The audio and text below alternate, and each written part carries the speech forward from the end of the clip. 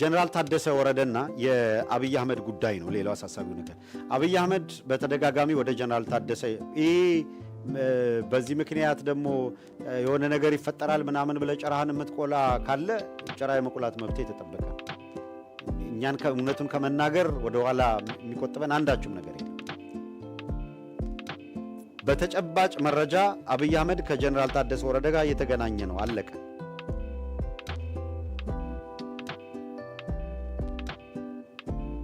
ጀነራል ታደሰ ወረደ ያልታሰበበት አይደለም። በየጊዜው እየወጣ የሚናገረው ነገር በነገራችን ላይ ፕላን የተደረገ ነው። አሁን ባለው ሁኔታ በጣም በሚገርማችሁ መንገድ ሁለቱ እየተገናኙ ከሚነጋገሯቸው ነገሮች አንዱ ጀነራል ታደሰ በአንድ በኩል ሁለት ቦታ እየረገጠ ስለሆነ ነው። በአንድ በኩል እዛ ያለ የትግራይ ፖለቲካ ኃይሎች የያዙትን አቋም ይዞ ሲያበቃ ከነሱ ጋር የያዛትን ስልጣንን መልቀቅ አይፈልግም። እንደ ጌታቸው ረዳ ጠቅልሎ ወደ አዲስ አበባ መሄዱንም አልፈለገም። በያዘው ኃላፊነትና ድርሻ ደግሞ የሚጠበቅበትንና የህዝቡን ከደረሰበት መከራ ሊያላቀቅ የሚችል ትክክለኛ መስመር ደግሞ መያዝ አልቻለም፣ አልፈለገምም፣ አልቻለም። እናም ታደሰ ወረደ ሆን ብሎ በሚያስተላልፋቸው አደገኛና መርዘኛ ንግግሮች ምክንያት በትግራይና በአማራ ህዝብ መካከል ኦህዴድ ሊመዘውና ሊያራግበው የሚፈልገው የጥላቻ ሁኔታ አልራመድ ስላለ ነው በታደሰ ወረደ በኩል በተደጋጋሚ እየተሞከረ ያለው። አሁን የሆነው ምንድነው? አማራው ኢግኖር አደረገ። ታደሰ ወረደ ስላወራ የሚመጣ ነገር የለም ብሎ ኢግኖር ስላደረገው ራያ ላይ መጥቶ ሲያቀራራ ነበር፣ ሲፎክር ነበር ታደሰ ወረደ። በጣም በሚደንቃችሁ ሁኔታ የትግራይ ህዝብ ልክ ምንም ነገር እንዳልደረሰበት ሁሉ የታደሰ ወረደ ንግግር ሩጦ ሄዶ ተፈናቃይ ወልቃይት ተፈናቃይ በቃ ከዚህ ውጭ ይሄ ምላሱ ላይ የተነቀሰው ነው የሚመስለው።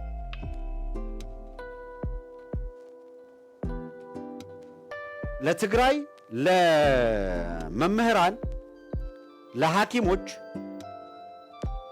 ደሞዝ እየተከፈለ የድጎማ በጀት እየሄደ አይደለም።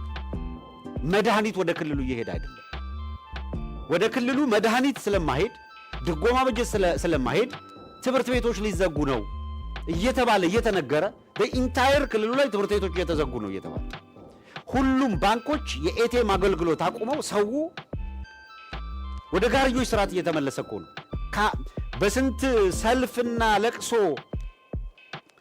ከ500 ብር በላይ ማውጣት አይችልም። ቢታመም ይሞታታል፣ መድኃኒትም የለም። ከዛ ውጭ አዲስ አበባ ተነስቼ ሊሄድ ቢል 4 ቀን 5 ቀን 6 ቀን እየተመላለሰ ከፈቀዱለት በቀን 500 ብር እያወጣ ነው የአውሮፕላን ትኬት መግዛት የሚችለው።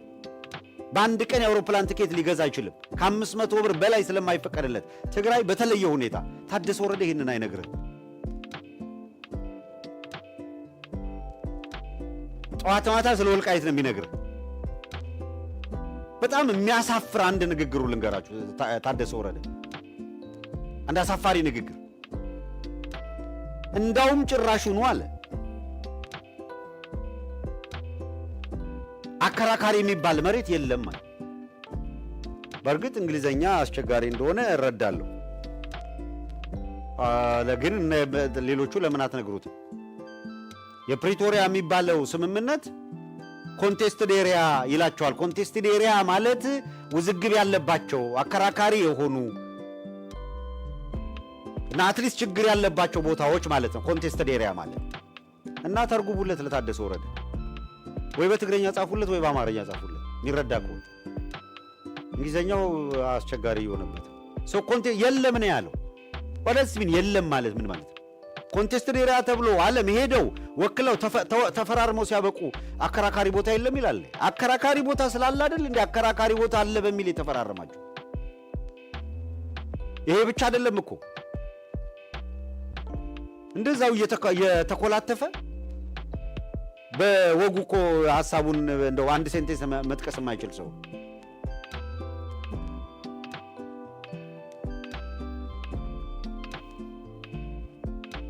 ጥያቄ ያነሳማ አካል የለም። ምን ማለት ነው ጥያቄ ያነሳ? አሁን እንደዚህ አይነት የፖለቲካ ድንቁርና አለ።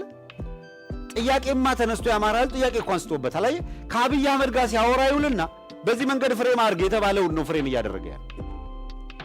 ጥያቄ ያነሳ የለም ኮንቴስተር ኤሪያ የሚባል የለም ምናምን ሲል ምን ለማለት እንደፈለገ ግልጽ ነው።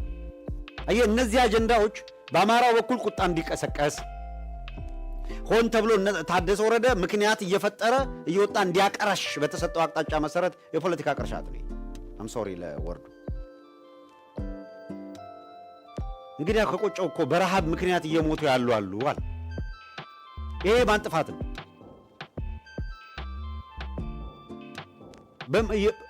ለምንድን ነው ለማለት ያልፈለገው? ባለፈው አይታችኋል። ከአብይ አህመድ ጋር ተደዋወለ። በጠለምት በኩል ግባ ወታደር አስገባል። እሺ ብሎ አስገባ። ሲልክ የገቡት ተፈሰፈሱ እዛው። ወደ ጦርነት ተከሄደው በጣም እንዴ ዝም ብላችሁ ግቡ አላልከንም ወይ ምናምን ብለው ደወሉለት።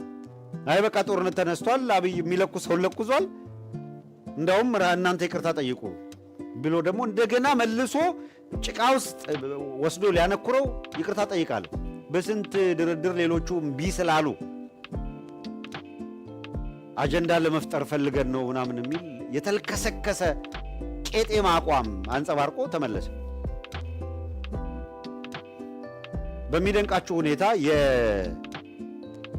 የቲፒኤልኤፍ ቃል አቀባይ የህወሓት ቃል አቀባይ አንድ ያደረገውን ሚካኤሌ አስገዶም የህወሓት ቃል አቀባይ እስኪ አንድ እሱ የተናገረው ንግግር አለ። የትኛው ነው? የስ 17 ይሄን ትሰሙታላችሁ። የህወሓት ቃል አቀባይ የሚናገረውና ታደሰ ወረደ የሚናገረው ሰማይና ምድር ነው። ታደሰ የአብይ ስልክ ነው የመጥቶ የሚደግምልን፣ ሲደዋወል ያመሸውን ነው የሚደግምልን፣ ከመጋረጃ በስተጀርባ የሚዶልጠውን ነው የሚነግረን። እስቲ ጥቂት እንስማው። ሚካኤል ኩናት ተጀሚሩስ አበይ ከም ዝጅመር መን ይፈልጥ? አበይ ከም ዝውዳእ መን ይፈልጥ? መን ይድሕኑ አዲስ አበባ ኸይዱ ኣየናይ ስርዓት ይድሕኑ? ኣይኮነን እቲ መንእሰይ ተሕዚ ካብዚ ውፃእ ዝብልዎ ዘሎ መንእሰይ ንባዕልቶም እንታይ ውሕስና ኣለዎ? አዲስ አበባ ከመይ ጌርና ኢና ውሕስና ናታቶም ክትኮን ትኽእል? ኣይትኸውንን። ከንግግሮቹ መካከል አሁንም ደግሞ አለው ቀጥተኛ ተርጉሞ ያደረሰን ስለሌለ ሰም የሚገቡኝን የግዕዝ ወርዶች ነው የምጠቀመው። የጀነራል ግን ጥቅል ሐሳቡ ይሄ የህወሓት ቃል አቀባይ ሚካኤሌ አስገዶም የሚባል ሰው የፖለቲካ ውጥረቱን ነው በአጠቃላይ የንግግር አውዱ በዚች የተቀነጨበችውም ከዛም ውጭ ያለው ሪፖርተር ላይ ያለ ሙሉ ሪፖርተር ጭነውታል። እሱ ግን ከወይን ጋዜጣ ጋር ያደረገው ቃለ ምልልስ እዚያ ላይ ምን ይላል? የፖለቲካ ውጥረቱን በፖለቲካ ውይይት የሚፈታበት አብቅቷል ይላል። ተመልከቱ፣ አብቅቷል። ሁኔታዎች በግልጽ ወደ ጦርነት እያመሩ ነው። በኢትዮጵያና ሱዳንን በሚያዋስኑ አሁን በምዕራባዊ ሱዳንና ኢትዮጵያን የሚያዋስኑ ምዕራቡን ነገርኳችሁ ቅድም የነዳጋሎ ጦርነት ተለኮሰበት። ሰሜናዊው ክፍል ላይ ደግሞ ኢትዮጵያና ሱዳንን በሚያዋስኑ እስከ አፋር ድረስ ይላል። እስከ አፋር ድረስ ተጠቅቆ ነው የገለጻል። ኢትዮጵያና ሱዳንን በሚያዋስኑ እስከ አፋር ድረስ አብይ አህመድ የፌዴራሉ ኃይል አለ ከፍተኛ ሰራዊት ዲፕሎይ እያደረገ ነው። ከባድ መሳሪያዎች ዲፕሎይ እያደረገ ነው። ገዥ ወታደራዊ ቦታዎች እየተቆጣጠረ ነው። ግልጽ በሆነ መንገድ የተሟላ ጦርነት ለመጀመር የሚያስችል የተሟላ ዝግጅት እየተካሄደ ነው።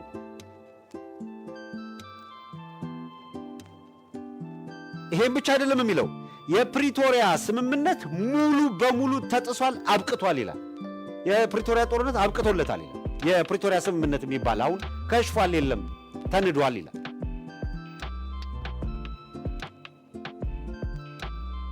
ሰው የፕሪቶሪያ ስምምነትም የለም ነው የሚለው። ታደሰ ወረደ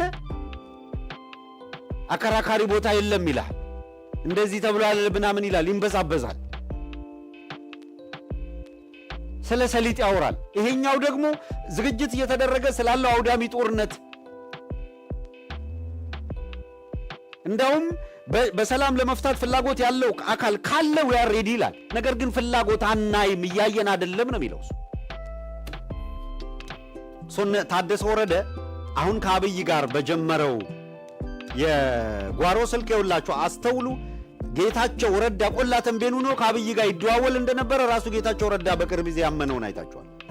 ታደሰ ወረደ ግን ጥንቆል አይደለም እየተነጋገረ ስለሆነ ነው ነገር እያበላሸ ነው ያለው።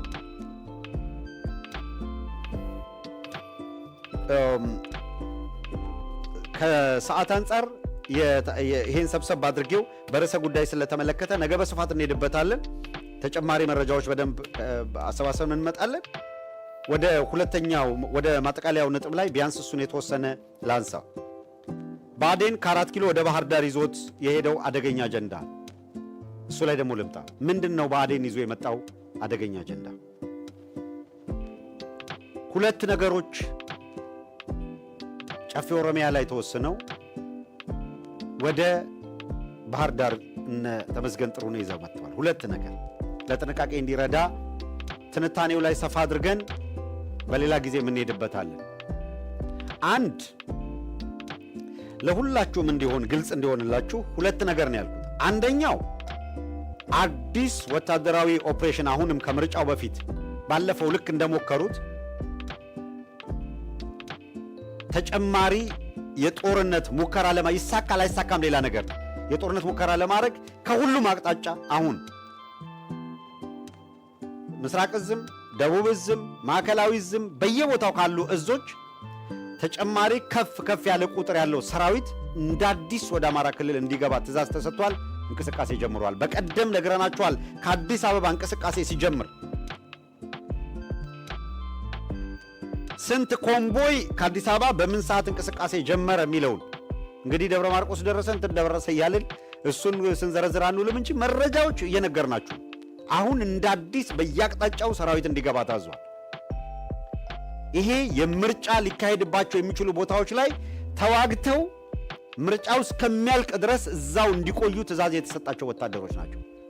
እነዚህ የወረዳ ከተማ የምናምን ከተማ የሚባሉት ላይ ውጊያ በማድረግ በከባድ መሳሪያ በምንም ታግዞ ውጊያ አድርጎ እነዛን አስለቅቆ እነዛን ቦታዎች ይዞ መቆየትና ህዝቡ ምርጫ እንዲመርጥ አድርጎ ከምርጫ በኋላ ደግሞ እንደገና ከዛ ለቆ ለመውጣትና ለመንቀሳቀስ የታለመ እንቅስቃሴ ነው እየተደረገ ያለው። ይሳካል አይሳካም ሌላ ነገር ነው። መረጃውን እያደረስን ያለው አዲስ የሆነ ዘመቻ ይዘው መጥተዋል። እነ ተመስገን ጥሩነህ ወደ ባህር ዳር፣ አገኘው ተሻገር ወደ ጎንደር በማቅናት ቅስቀሳ ለማድረግ እና የፖለቲካ ስራ ለመስራት የመራጮች ምዝገባ ምናምን ለማለት ነው ሙከራ እየተደረገ ያለው።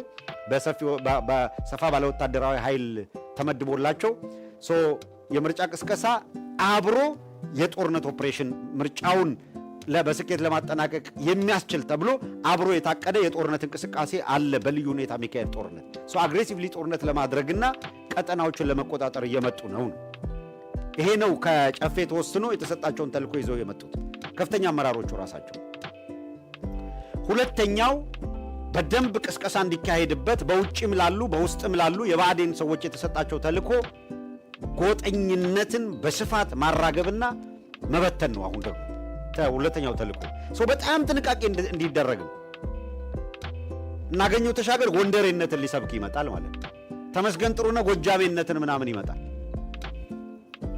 እና አብዱ ሁሴን ወሎዬ ምናምን እንዲሉ ነው።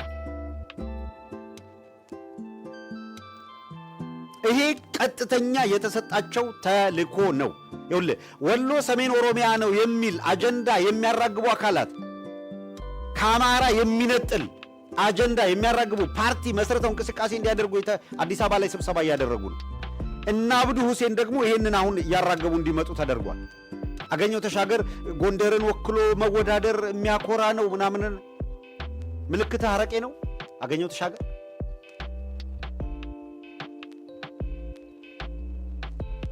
ጎንደርማ አገኘው ተሻገር የሚባል አረም ይዛ መወዳደር ለጎንደርማ ሀፍረት ነው። ጎንደር እኮ ብራንዷ ቴዎድሮስ ነው መይሳው። ጎንደር እኮ ብራንዷ ገብርዬ ነው። በአንድ ወቅት ኢኖቬሽን አይረካም የሚለው የተመስገን ያገኘው ተሻገር ንግግር ታስታውሳላችኋል። መለስን ለማመስገን መገረድ የመጨረሻው ትርጉሟ እኔ ላይ ይስራ ያለ አገኘው ተሻገር አሁን ለአብይ አህመድ አጎንብሶ በመገዛት የመጨረሻው ተላላኪ ጎንደር እንዲህ አለ አረም የላት በጎንደርማ የጎንደር ምልክትማ እናንተ ለተሆኑ አትችሉ በአዴን ለጎንደር ምልክቷ ሊሆን አይችልም አስቻለው ደስ የሚባል ምልክት አላት